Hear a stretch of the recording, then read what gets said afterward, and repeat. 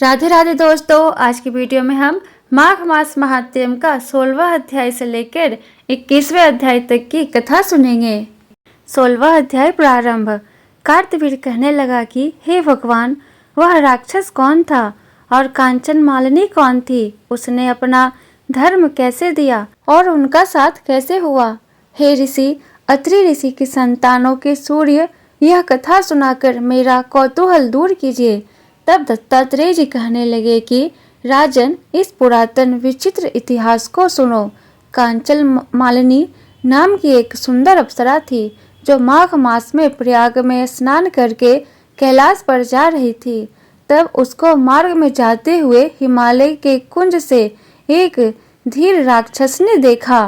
उस सोने जैसे तेज वाली, सुंदर कटी वाली, बड़े बड़े नेत्रों वाली, चंद्रमुखी, सुंदर केस और पीन पयोधर वाली सुंदर अप्सरा को देखकर उस राक्षस ने कहा कि हे सुंदरी कमल नयनी, तुम कौन हो और कहां से आ रही हो? तुम्हारे वस्त्र और वेणी भीगी हुई क्यों है? तुम आकाश मार्ग से कहां जाती हो और किस पुण्य के प्रताप से तुम्हारा शरीर ऐसा तेजस्वी और रूप ऐसा मनोहर है? तुम्हारे गीले वस्त्र से मेरे मस्तक पर गिरे हुए एक बूंद जल से मेरे क्रूर मन को एकदम शांति प्राप्त हो गई। इसका क्या कारण है? तुम बड़ी शीलवती प्रतीत होती हो, इसका कारण मुझसे कहिए। अप्सरा ने कहा, हे राक्षस सुनो, मैं कामरूपिणी अप्सरा हूँ। मैं प्रयाग में संगम में स्नान करके आ रही हूँ। इसी से मेरे वस्त्र भीगे हैं। अब कैलाश पर जा रही हूँ जहाँ पर श्री शिव निवास करते हैं। त्रिवेणी के जल से मेरी सब क्रूरता दूर हो गई, जिसके पुण्य के प्रभाव से मैं इतनी सुंदर और पार्वती जी की प्रिय सखी हुई। जो आश्चर्य देने वाला उदाहरण मुझसे ब्रह्मा जी ने कहा था सो सुनो। मैं कलिंग देश के राजा की वैश्या थी। रूप, लावण्य और सुंदरता में अपूर्व थी। मेरी सुंदरता पर सारा नगर मोहित था और मैंने अनेकों प्रकार के भोग भोगे। अनेक प्रकार के वस्त्र और आभूषणों की घर में कोई कमी नहीं थी। कई कामी पुरुष आपस में स्पर्धा ही से मृत्यु को प्राप्त हो गए। इस तरह उस नगर में बड़ी सुंदरता से यौवन व्यतीत हुआ और मैं वृद्धावस्था को प्राप्त हो गई। तब मेरे मन में विचार उत्पन्न हुआ कि मैंने अपनी सारी आयु पापों में ही व्यतीत कर दी। धर्म का कोई कार्य, दान, तप, यज्ञ आदि नहीं किया। शिव या दुर्गा जी की आराधना नहीं की, न कभी भगवान विष्णु का पूजन किया। इस प्रकार अशांत चित्त से मैंने एक ब्राह्मण की शरण ली जो वेदों का ज्ञाता और ब्रह्मनिष्ठ था।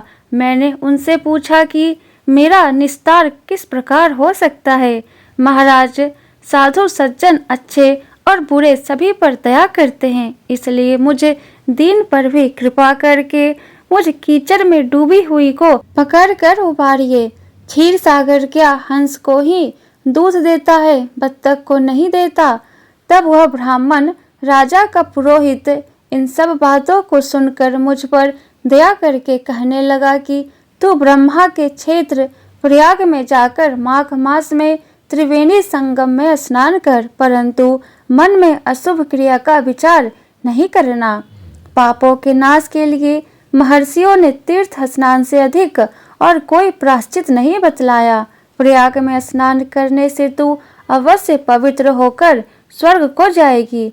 हे भामिनी, पुराने समय में गौतम ऋषि की स्त्री को देखकर इंद्र ने काम के वशीभूत होकर कपट वेश में उससे भोग किया था। इसलिए ऋषि द्वारा श्राप दिया गया और उसका शरीर अत्यंत लज्जायुक्त हजारों भागों वाला हो गया। तब इंद्र नीचा मुंह करके अपने पाप कर्म की बुराई करने लगा। मेरु पर्वत के शिखर पर स्वच्छ जल वाले सरोवर पर एक स्वर्ण कमल से भरे हुए कोटर में घुस गया और अपने पाप को धिक्कारता हुआ कामदेव की बुराई करने लगा कि यह सब पापों का मूल है। इसके ही वशीभूत होकर मनुष्य नरक में जाते हैं और अपने धर्म, कीर्ति, यश और धैर्य का नाश करते हैं। इंद्र ऐसा सोच रहा था, सो इंद्र के बिना सारा देवलोक शोभाहीन हो गया। तब देवता, गंधर्व, किन्नर, लोकपाल इंद्राणी के सहित बृहस्पति जी से जाकर पूछने लगे कि महाराज, इंद्र के न रहने से स्वर्ग ऐसा शोभाहीन हो गया है जैसे सत्पुत्र के बिना श्रेष्ठ कुल। इसलिए स्वर्ग की शोभा के लिए कोई क्रिया सोचिए, इस विषय में देर नहीं लगानी चाहिए। तब बृहस्पति जी कहने लगे कि इंद्र ने बिना सोचे विचारे जो कर्म किया है उसका फल भोग रहा है, सो वह कहाँ है मैं यह सब जानता हूँ। फिर गुरु जी ने सबको साथ लेकर स्वर्ण कमलों से युक्त बड़े सरोवर में इंद्र को देखा, जिसका मुख मलिन और आंखें बंद थी। तब इंद्र ने बृहस्पति जी के चरणों को पकड़कर कहा कि इस पाप से उद्धार करके आप मेरी रक्षा कीजिए। तब बृहस्पति जी ने इंद्र से कहा कि प्रयाग में स्नान करने से ही तू पाप मुक्त हो जाओगे। तब इंद्र सहित सबने ही प्रयाग में जाकर संगम में स्नान किया और त्रिवेणी स्नान से इंद्र पाप मुक्त हो गए। तब बृहस्पति जी ने इंद्र को वरदान दिया कि तुम्हारे शरीर में जितने भग है सब नेत्र हो जाए। तब इंद्र ब्राह्मण के वर से 1000 नेत्रों से ऐसा सुशोभित हुआ जैसे मान सरोवर में कमल शोभायमान होता है। इति माघ मास महात्म्यम 16वां अध्याय संपूर्ण। बोलो विष्णु भगवान की जय, लक्ष्मी नारायण की जय। 17वां अध्याय प्रारंभ। अप्सरा कहने लगी कि हे राक्षस, वह ब्राह्मण कहने लगा कि इंद्र इस प्रकार अपनी अमरावती पुरी को गया। सो हे कल्याणी, तुम भी देवताओं से सेवा किए जाने वाले प्रयाग में माघ मास में स्नान करने से निष्पाप होकर स्वर्ग में जाओगी। सो मैंने उस ब्राह्मण के यह वचन सुनकर उसके पैरों में पड़कर प्रणाम किया और घर में आकर सब भाई बांधव, नौकर चाकर, धनादिक त्याग कर शरीर को नष्ट होने वाली वस्तु समझकर घर से निकली और माघ में गंगा यमुना के संगम पर जाकर स्नान किया। सो हे निशाचर, 3 दिन के स्नान से मेरे सब पाप नष्ट हो गए और 27 दिन के पुण्य से मैं देवता हो गई और पार्वती जी की सखी होकर सुख से निवास करती हूँ। इसलिए मैं प्रयाग के महात्म्य को याद करके सब देवताओं के सहित माघ में प्रयाग स्नान करती हूँ। सो मैंने अपना यह सब वृतांत तुमसे कहा। तुम भी इस योनि में पड़ने और कुरूप होने का सब कारण कहो। तुम्हारी दाढ़ी और मूछें बहुत बड़ी बड़ी हो गई है और पार्वती की गुफा में वास करते हो। निशाचर कहने लगा कि हे भद्रे, सज्जनों से गुप्त बात कहने में भी कोई हानि नहीं होती। मुझको अब कोई संशय नहीं रहा कि मेरा उद्धार तुमसे ही होगा। सो मैं अपना सब वृतांत तुमसे कहता हूँ। मैं काशी में वेदों का ज्ञाता था और बड़े उच्च कुल के ब्राह्मण के घर में जन्म लिया था। मैंने राजा, पापी, शूद्र तथा वैश्यों से अनेक प्रकार के दान लिए। मैंने दान लेने में चांडाल को भी नहीं छोड़ा। उस जन्म में मैंने कोई भी धर्म नहीं किया, वहीं पर ही मृत्यु को प्राप्त हो गया। तीर्थ स्थान पर मरने के कारण नरक में नहीं गया। पहले 2 बार गिद्ध योनि में, 3 बार व्याघ्र योनि में, 2 बार सर्प योनि में, 1 बार उल्लू की योनि में और अब 10वीं बार राक्षस हुआ हूँ और सैकड़ों वर्षों से इसी योनि में हूँ। इस स्थान को 3 योजन तक मैंने जंतुहीन कर दिया है। बिना अपराध के बहुत से प्राणियों को मैंने नष्ट किया। इस कारण मेरा मन अत्यंत दुखी है। तुम्हारे दर्शन से चित्त में कुछ शांति अवश्य आई है, क्योंकि सज्जनों का संग तुरंत ही सुखदायी होता है। मैंने अपने दुख के कारण आपसे कहे और सज्जन लोग सदैव दूसरे के दुखों से दुखी होते हैं। अब यह बताओ कि इस दुख रूपी समुद्र को कैसे पार कर सकता हूँ? क्या क्षीर सागर हंस को ही दूध देता है, बगुले को नहीं देता? दत्तात्रेय जी कहने लगे कि इस प्रकार उसके वचन सुनकर कांचन मालिनी कहने लगी कि हे राक्षस, मैंने अवश्य तुम्हारा कल्याण करूंगी। मैंने दृढ़ प्रतिज्ञा की है कि तुम्हारी मुक्ति के लिए प्रयत्न करूंगी। मैंने बहुत बार प्रयाग में स्नान किया है। वेद जानने वाले ऋषियों ने दुखी को दान देने की प्रशंसा की है। समुद्र में जल बरसाने से क्या लाभ? प्रयाग में स्नान करने का एक बार का फल मैं तुझे देती हूँ।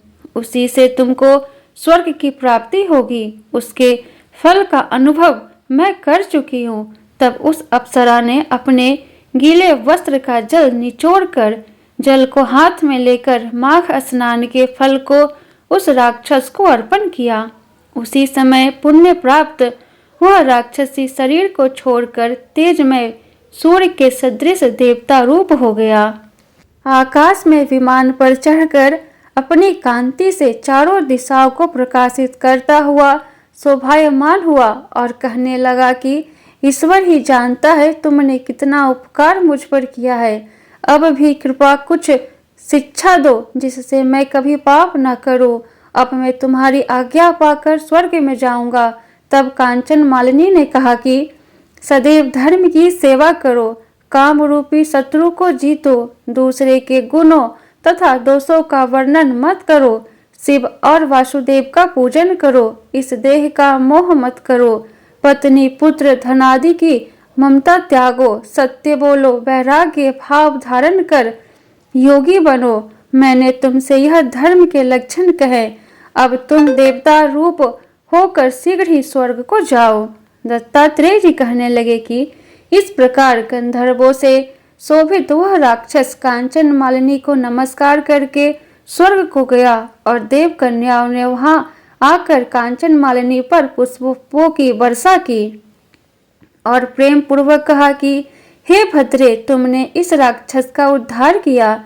इस दुष्ट के डर से कोई भी इस वन में प्रवेश नहीं करता था। अब हम निडर होकर बिछड़ेंगी। इस प्रकार कांचन मालिनी उस राक्षस का उद्धार करके प्रेम पूर्वक देव कन्याओं से कीड़ा करते हुए शिवलोक को गई।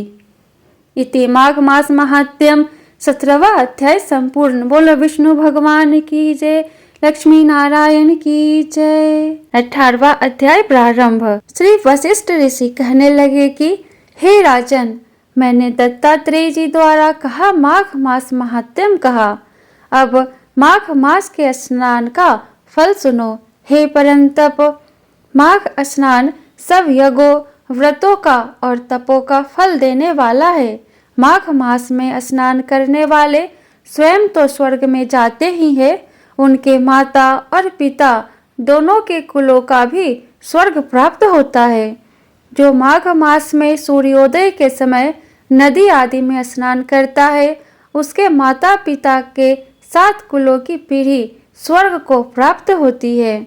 माघ मास में स्नान करने वाले दुराचारी और कुकर्मी मनुष्य भी पापों से मुक्त हो जाते हैं और इस मास में हरि का पूजन करने वाले पाप समुदाय से छूटकर भगवान के सदृश शरीर वाले हो जाते हैं। यदि कोई आलस से भी माघ में स्नान करता है, उसके भी सब पाप नष्ट हो जाते हैं। जैसे गंधर्व कन्याएं राजा के श्राप से भयंकर कल को भोगती हुई लोमस ऋषि के वचन से माघ में स्नान करने से पापों से छूट गई।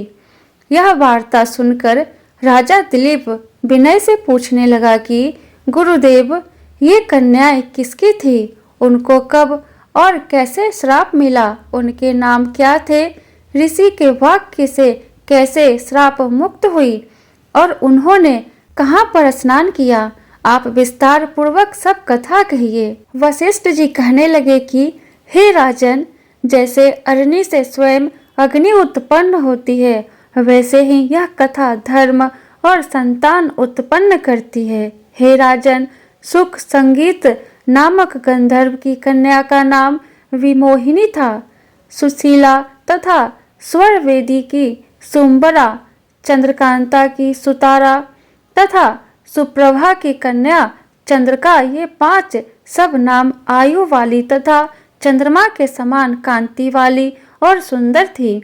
जैसे रात्रि को चंद्रमा शोभायमान होता है, वैसे ही पुष्प की कलियों के समान खिली हुई यह अप्सराएं थी। ऊंचे पयोधर वाली पद्मिनी बैसाख मास की कामिनी यौवन दिखाती हुई नवीन पत्तों वाली लता के सदृश गोरे रंग सोने के सदृश चमकती हुई और सोने के अलंकारों से सुशोभित सुंदर वस्त्र धारण किए हुए अनेक प्रकार के गाने और वीणा अथवा बांसुरी तथा दूसरे बाजे बजाने में प्रवीण और ताल स्वर तथा नृत्य कला में निपुण थी। इस प्रकार वे कन्याएं कीड़ा करती हुई कुबेर के स्थान में विचरती थी। एक समय कौतुक वश माघ मास में एक वन से दूसरे वन में विचरती हुई मंदिर के पुष्प तोड़कर सरोवर पर गौरी पूजा के लिए गई। स्वच्छ जल के सरोवर में स्नान करके वस्त्र धारण कर मौन हो वालू मिट्टी की गौरी बनाकर चंदन कपूर कुमकुम और सुंदर कमलों से उपचार सहित पूजन करके ये पांचों कन्याएं ताल नृत्य करने लगी। फिर ऊंचे गांधार स्वर में सुंदर गीत गाने लगी। जब ये कन्याएं नाचने और गाने में लीन थी तो उस समय अच्छोद नामक उत्तम तीर्थ में वेद निधि नाम के मुनि के पुत्र अग्निप ऋषि स्नान को गए। वह युवा ऋषि सुंदर मुख, कमल सदृश नयन, विशाल छाती, सुंदर भुजाओं वाला दूसरे कामदेव के समान था। शिखा सहित दंड लिए, मृग चर्म ओढ़े, यगोप वित धारण किए हुए था। उसको देखकर पांचों कन्याएं मुक्त हो गई और उसका रूप व यौवन देखकर कामदेव से पीड़ित हो देखो देखो ऐसा कहती हुई उस ब्राह्मण के चित्त में कामदेव का डर उत्पन्न करने लगी और आपस में विचार करने लगी कि यह कौन है। रति रहित होने से कामदेव नहीं और एक होने से अश्विनी कुमार नहीं। यह कोई गंधर्व या किन्नर या काम रूप धारण कर कोई सिद्ध या किसी ऋषि का श्रेष्ठ पुत्र या मनुष्य है। कोई भी हो, ब्रह्मा जी ने इसको हमारे लिए बनाया है। जैसे पूर्व कर्म के प्रभाव से संपत्ति प्राप्त होती है, वैसे ही गौरी जी ने हम कुमारियों के लिए श्रेष्ठ वर दिया है और आपस में यह तुम्हारा वर है या मेरा अथवा सबका, ऐसा कहने लगी। जिस समय उस ऋषि पुत्र ने अपनी मध्याह्न की क्रिया करके ऐसे वचन सुने तो वह सोचने लगा कि यह तो बहुत बड़ी समस्या उत्पन्न हो गई। ब्रह्मा, विष्णु, महेश आदि देवता तथा बड़े योगीश्वर भी स्त्रियों के भ्रम जाल में मोहित हो गए हैं। इनके तीक्ष्ण बाणों से किसका मन रूपी हिरण घायल नहीं हो सकता। जब तक नीति और बुद्धि रहती है तब तक पाप से भय रहता है। जब तक की गंभीरता रहती है, यम विधि का पालन होता है, तब तक मनुष्य स्त्रियों के काम रूपी वानों से बिंधा नहीं जाता।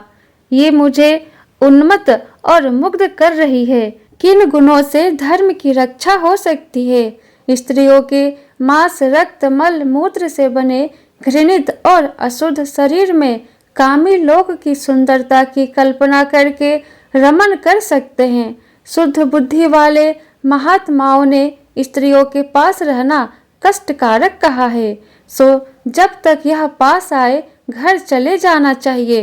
अतः जब तक वह उसके पास आई वह योग बल के द्वारा अंतर ध्यान हो गया। ऋषि पुत्र के ऐसे अद्भुत कर्म देखकर वह चकित होकर डरी हुई चारों ओर देखने लगी और आपस में कहने लगी कि यह क्या इंद्रजाल था जो देखते देखते विलीन हो गया। और वह विरह की अग्नि में जलने लगी और कहने लगी कि हे कांत, तुम हमको छोड़कर कहाँ चले गए? क्या तुमको ब्रह्मा ने हमको विरह रूपी अग्नि में जलाने के लिए बनाया था? क्या तुम्हारा चित्त दया रहित है जो हमारा चित्त दुखा कर चले गए?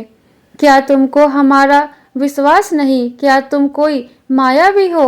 बिना किसी अपराध के हम लोगों पर क्यों क्रोध करते हो? तुम्हारे बिना हम नहीं जिएंगी। जहाँ पर आप गए हो हमें शीघ्र ले चलो, हमारा संताप हरो और हमें दर्शन दो। सज्जन लोग किसी का नाश नहीं देखते। इति माघ मास महात्म्यम 18वां अध्याय संपूर्ण। बोलो विष्णु भगवान की जय, लक्ष्मी नारायण की जय। 19वां अध्याय प्रारंभ। वह पांचों कन्याएं इस प्रकार विलाप करती हुई बहुत देर प्रतीक्षा करके अपने घर लौटी। जब घर में आई तो माताओं ने कहा कि इतना विलंब तुमने क्यों कर दिया। तब कन्याओं ने कहा कि हम किन नरियों के साथ कीड़ा करती हुई सरोवर पर थी और कहने लगी कि आज हम थक गई हैं और जाकर लेट गई। वशिष्ठ जी कहते हैं कि इस प्रकार आशय को छुपाकर वह विरह की मारी पड़ गई। उन्होंने घर में आकर किसी प्रकार की कीड़ा नहीं की। वह रात्रि उनको एक युग के समान बीती। सूर्य नारायण के उदय होते ही वह अपने आप को जीवित मानती हुई माताओं की आज्ञा लेकर गौरी पूजन करने वह कन्याएं वहां पर जाने लगी। उसी समय ब्राह्मण भी स्नान करने के लिए सरोवर पर आया। उसके आने पर कन्याओं ने वाह वाह किया। जैसे कमलिनी प्रातः काल सूर्योदय को देखकर कहती है, उसको देखकर उनके नेत्र खुल गए और उस ब्रह्मचारी के पास चली गई। आपस में एक दूसरे का हाथ पकड़कर चारों तरफ से उसको घेर लिया और कहने लगी कि मूर्ख, उस दिन तू भाग गया था लेकिन आज नहीं भाग सकता। हम लोगों ने तुमको घेर लिया है। ऐसे वचन सुनकर बाहु पास में बंधे हुए ब्राह्मण ने मुस्कुराकर कहा, तुमने जो कुछ कहा सो ठीक है, परंतु मैं तो अभी विद्या अभ्यास और ब्रह्मचारी हूँ। गुरुकुल में मेरा विद्या अभ्यास पूरा नहीं हुआ है। पंडित को चाहिए कि जिस आश्रम में रहे उसके धर्म का पालन करे। इस आश्रम में मैं विवाह करना धर्म नहीं समझता। अपने व्रत का पालन करके और गुरु की आज्ञा पाकर ही विवाह कर सकता हूँ, उससे पहले नहीं कर सकता। यह बात सुनकर कन्याएं इस प्रकार बोली जैसे बैसाख मास में कोयल बोलती है। वह कहने लगी कि धर्म से अर्थ और अर्थ से काम और काम से धर्म के फल का प्रकाश होता है। ऐसा ही पंडित लोग और शास्त्र कहते हैं। हम काम सहित धर्म की अधिकता से आपके पास आई हैं, सो आप पृथ्वी के सब भोगों को भोगिए। उस ब्राह्मण ने कहा कि तुम्हारा वचन सत्य है, किंतु मैं अपने व्रत को समाप्त करके ही विवाह कर सकता हूँ, पहले नहीं कर सकता। तब वे कन्याएं कहने लगी कि तुम मूर्ख हो। अनोखी औषधि, ब्रह्म बुद्धि, रसायन सिद्धि, अच्छे कुल की सुंदर नारियां तथा मंत्र जिस समय प्राप्त हो तब ही ग्रहण कर लेना चाहिए। कार्य को टालना अच्छा नहीं होता। केवल भाग्य वाले पुरुष ही प्रेम से पूर्ण, अच्छे कुल से उत्पन्न, स्वयं वर चाहने वाली कन्याओं को प्राप्त होते हैं। कहाँ हम अनोखी नारियां, कहाँ आप तपस्वी बालक। यह बेमेल का मेल मिलाने में विधाता की चतुराई ही है। इस कारण आप हम लोगों के साथ गंधर्व विवाह कर ले। इनके ऐसे वचन सुनकर उस धर्मात्मा ब्राह्मण ने कहा कि व्रती रहकर इस समय विवाह नहीं करूंगा, मैं स्वयंवर की इच्छा नहीं करता। इस प्रकार उसके वचन सुनकर उन्होंने एक दूसरे का हाथ जोड़कर उसको पकड़ लिया। सुशील और सुरस्वरा ने उसकी भुजाओं को पकड़ लिया। सुतारा ने आलिंगन किया और चंद्रिका ने उसका मुख चूम लिया, परंतु फिर उसने क्रोधित होकर उनको श्राप दिया कि तुम डायन की तरह मुझसे चिपटी हुई हो, इस कारण पिचासनी हो जाओ। ऐसे श्राप देने पर वह उसको छोड़कर अलग खड़ी हो गई। उन्होंने कहा कि हम निरपराधियों को वृथा क्यों श्राप दिया। तुम्हारी इस धर्म ज्ञाता पर धिक्कार है। प्रेम करने वाले से बुराई करने वाले का सुख दोनों लोकों में नष्ट हो जाता है, इसलिए तुम भी हम लोगों के साथ पिशाच हो जाओ। तब वे आपस में क्रोध से उस सरोवर पर पिशाच पिशाचनी हो गए और बस पिशाच पिशाचनी कठिन शब्दों से चिल्लाते हुए अपने कर्मों को भोगने लगे। वशिष्ठ जी कहने लगे कि हे राजन, इस प्रकार वह पिशाच उस सरोवर के इधर उधर फिरते रहे। बहुत समय पश्चात मुनियों में श्रेष्ठ लोमस ऋषि पौष शुक्ल चतुर्दशी को उस अक्षोद सरोवर पर स्नान करने के लिए आए।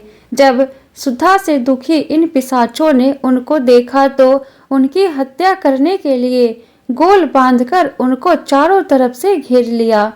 वेद निधि ब्राह्मण भी वहां पर आ गए और उन्होंने लोमस ऋषि को साष्टांग प्रणाम किया। वे पिशाच ऋषि के तेज के सामने ठहर ना सके और दूर जाकर खड़े हो गए। वेद निधि हाथ जोड़कर लोमस ऋषि से कहने लगे कि भाग्य से ही ऋषियों के दर्शन होते हैं। फिर उन्होंने गंधर्व कन्या और अपने पुत्र का परिचय देकर सब वृतांत सुनाया और कहा कि हे मुनिवर, यह सब ही श्राप मोहित होकर आपके सम्मुख खड़े हैं। आज इन बालकों का निस्तार होगा। जैसे सूर्योदय से अंधेरे का नाश हो जाता है। वशिष्ठ जी कहने लगे कि पुत्र के दुख से दुखी हुए वेद निधि ब्राह्मण के ऐसे वचन सुनकर लोमस ऋषि के नेत्रों में जल भर आया और वेद निधि से कहने लगे कि मेरे प्रसाद से बालकों को शीघ्र समृद्धि पैदा हो। मैं उनका धर्म कहता हूँ, जिससे इसका आपस का ज्ञान विलीन हो जाएगा। इति माघ मास महात्म्यम 19वां अध्याय संपूर्ण। बोलो विष्णु भगवान की जय, लक्ष्मी नारायण की जय। 20वां अध्याय प्रारंभ। वेद निधि कहने लगे कि हे महर्षि, धर्म को जल्दी ही कहिए, क्योंकि श्राप की अग्नि बड़ी दुखकारक होती है। लोमस ऋषि कहने लगे कि यह सब मेरे साथ नियम पूर्वक माघ स्नान करे, अंत में यह श्राप से छूट जाएंगे। मेरा यह निश्चय है, शुभ तीर्थ में माघ स्नान करने से श्राप का फल नष्ट हो जाता है। 7 जन्मों के पाप तथा इस जन्म के पाप माघ में तीर्थ स्थान पर स्नान करने से नष्ट हो जाते हैं। इस अच्छोद में स्नान करने से अवश्य ही मोक्ष की प्राप्ति होती है। राजसूय और अश्वमेघ यज्ञ से भी अधिक फल माघ मास स्नान से होता है। अतः एवं संपूर्ण पापों का सहज में ही नाश करने वाला माघ स्नान क्यों न किया जाए। इति माघ मास महात्म्यम 20वां अध्याय संपूर्ण। बोलो विष्णु भगवान की जय, लक्ष्मी नारायण की जय। 21वां अध्याय प्रारंभ। लोमस जी कहने लगे कि पूर्व काल में अवंती देश में वीरसेन नाम का राजा था। उसने नर्मदा के किनारे राजसूय यज्ञ किया और अश्वमेघ यज्ञ भी किए, जिनके खंभे सोने के बनाए गए। ब्राह्मणों को अन्न का बहुत सा दान किया और बहुत सी गाय, सुंदर वस्त्र और सोने के आभूषण दान में दिए। वह देवताओं का भक्त और दान करने वाला था। भद्रक नाम का एक ब्राह्मण, जो अत्यंत मूर्ख, कुलहीन, कृषि कार्य करने वाला, दुराचारी तथा अधर्मी था, वह भाई बंधुओं का त्यागा हुआ इधर उधर घूमता हुआ देव यात्रियों के साथ प्रयाग में आया और माघ में उनके साथ 3 दिन तक स्नान किया। वह 3 दिन में ही निष्पाप हो गया। फिर वह अपने घर चला गया। वह ब्राह्मण और राजा दोनों एक ही दिन मृत्यु को प्राप्त हुए। मैंने इन दोनों को बराबर इंद्रलोक में देखा। तेज, रूप, बल, स्त्री, वस्त्र और आभूषणों में दोनों समान थे। ऐसा देखकर उसके महात्म्य को क्या कहा जाए। राजसो यज्ञ करने वाला स्वर्ग का सुख भोग कर फिर भी जन्म लेता है, परंतु संगम में स्नान करने वाला जन्म मरण से रहित हो जाता है। गंगा और यमुना के संगम की हवा के स्पर्श से ही बहुत से दुख नष्ट हो जाते हैं। अधिक क्या कहें, और किसी भी तीर्थ में किए गए पाप माघ मास में प्रयाग में स्नान करने से नष्ट हो जाते हैं। मैं पिशाच मोचन नाम का एक पुराना इतिहास सुनाता हूँ। इस इतिहास को यह कन्याएं और तुम्हारा पुत्र भी सुने, उससे इनको स्मृति प्राप्त होगी। पुराने समय में देवभूति नाम का बड़ा गंभीर और वेदों का पारंगत एक वैष्णव ब्राह्मण था। उसने पिशाच को निर्मुक्त किया था।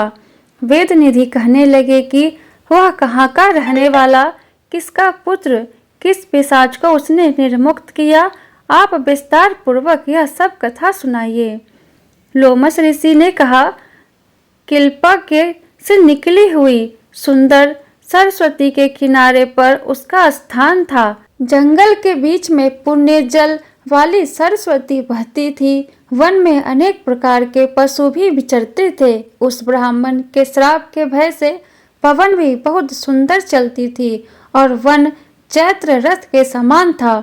उस जगह धर्मात्मा देवघुति रहता था। उसके पिता का नाम सुमित्र था और वह लक्ष्मी के वरदान से उत्पन्न हुआ था। वह सदैव आत्मा को स्थिर रखता, गर्मी में अपने नेत्र सूर्य की तरफ रखता, वर्षा में खुली जगह पर तपस्या करता, हेमंत ऋतु में सारस्वत सरोवर में बैठता और त्रिकाल संध्या करता। जितेंद्रिय और सत्यवादी भी था। अपने आप गिरे हुए फल और पत्तियों का भोजन करता था। उसका शरीर सूख कर हड्डियां मात्र रह गई थी। इस प्रकार उसको तप करते हुए वहां पर 1000 वर्ष बीत गए। तप के प्रभाव से उसका शरीर अग्नि के समान प्रज्वलित था। विष्णु की प्रसन्नता से ही वह सब कर्म करता। दधीचि ऋषि के वरदान से ही वह श्रेष्ठ वैष्णव हुआ था। एक समय उस ब्राह्मण ने वैशाख महीने की एकादशी को हरि की पूजा कर उनकी सुंदर स्तुति तथा विनती करी।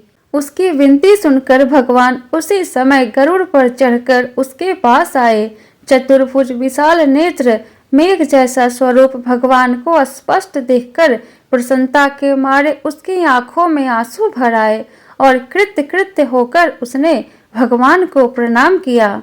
उसने अपने शरीर को भी याद न रखा और भगवान के ध्यान में लीन हो गया। तब भगवान ने कहा कि हे देवघुति, मैं जानता हूँ कि तुम मेरे परम भक्त हो। मैं तुमसे अति प्रसन्न हूँ।